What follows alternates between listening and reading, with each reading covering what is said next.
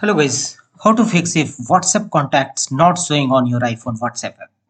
If you launch your WhatsApp app and if this your iPhone contacts not linked with your WhatsApp and WhatsApp contact not showing up,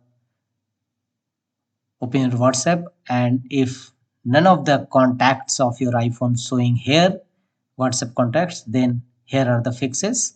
And the first workaround is of your iPhone. Here scroll down and tap on privacy and security. Here look for contacts, tap on it and make sure that WhatsApp is duly turned on under contacts. If you found disabled, simply enable it and check whether your WhatsApp contact showing or not. If not, go to the next fixes.